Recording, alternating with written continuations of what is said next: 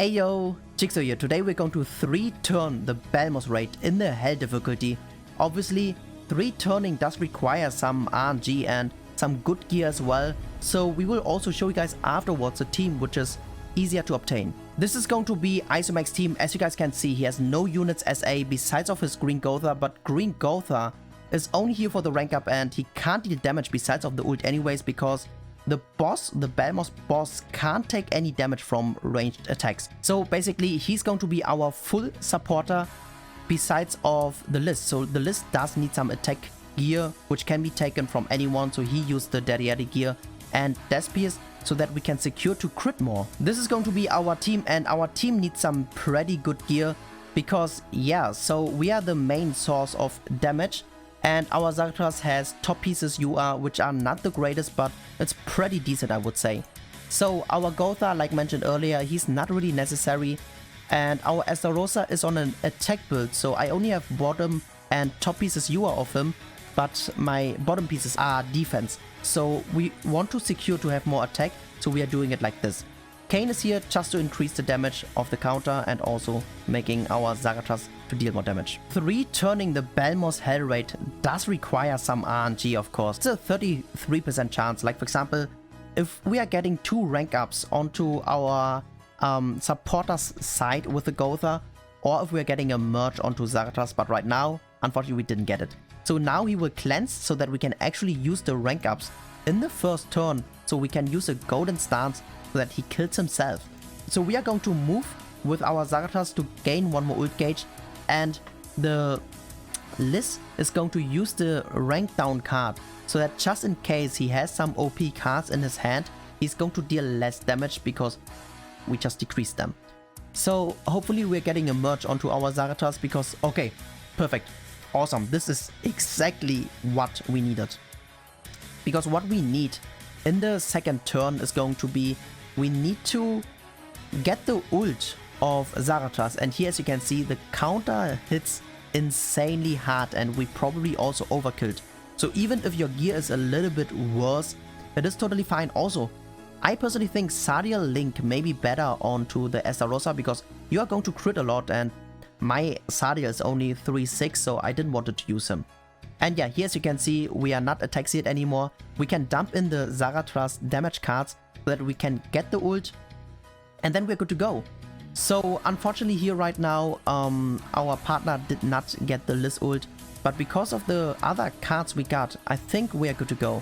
So usually you try to also get the Liz ult, but here as you can see, Zarathras hits insanely hard and we still had some damage cards left. And now we are just going to ult and attack with our Estarossa, and hopefully it's going to be enough for a 3-turn strat. So as you can see, it does require some RNG, but it's the newest Hell raid and I think a lot of people are troubling with this.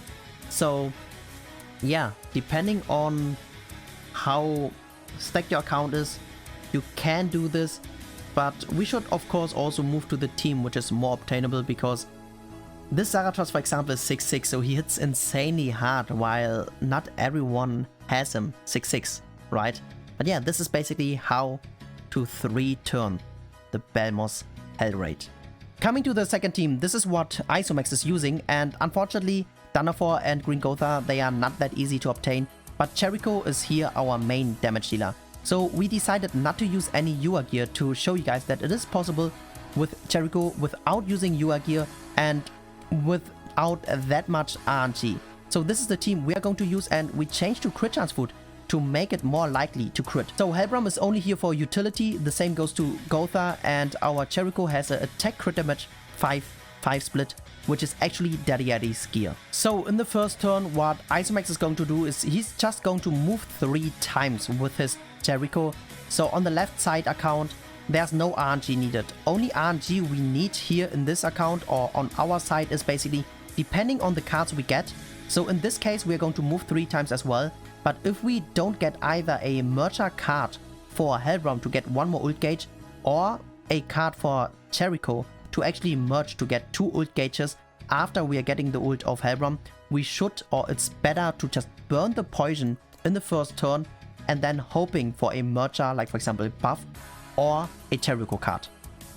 So right now it's pretty lucky what we got. Let's see how it goes. What we're going to do now is we're getting no matter what the ult of our Helram by moving.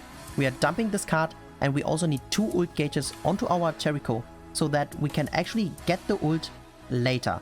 So after this turn now, BELMOTH is actually getting a stance, which is really annoying, but that's why we have the Helram to cancel the stances.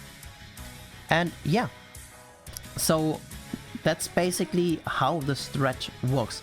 What we're going to do now is finally we are able to rank up again. Damn, Thunderfall is almost died. We can rank up, we are going to buff, and we are going to remove the stances so that Isomax can one-shot with his Jericho. So we are going to buff here, and we're going to remove the stance. Now we can easily just one-shot. Wow, he actually got another rank up. So we even have a buff, so we can deal some big PP damage.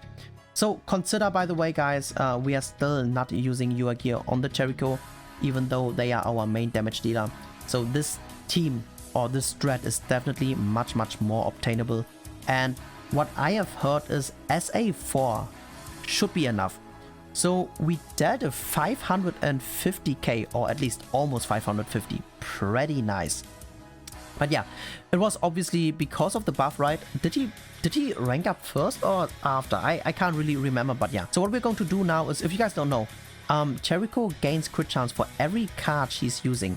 So we are going to do this, we're going to do this, and we're going to do this, and we can easily kill. And that way also Isomax doesn't have to use his own golden card because we use the golden card. So here, as you can see, we crit a lot already. Please don't kill. This is bad. We just lost 10% crit chance, which is kinda unfortunate, but well. Yeah, if you are going to use this team already, you will see that you will eventually crit much less if you don't use crit chance food. With a crit chance food, it's much more likely to crit a lot. So we are going to do like this, and hopefully we are going to deal a decent amount of damage, and we are critting a lot already. So this is Isomax card, right? Okay, we are critting a lot. So far we didn't miss any, so I would be really mad if this doesn't crit. So come on.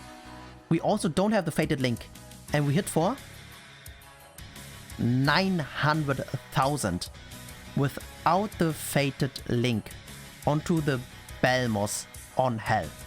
As you can see, this strategy with crit chance food does not require much RNG. That's it, guys, that's it for the video. That is basically how you 3-turn the BELMOTH raid.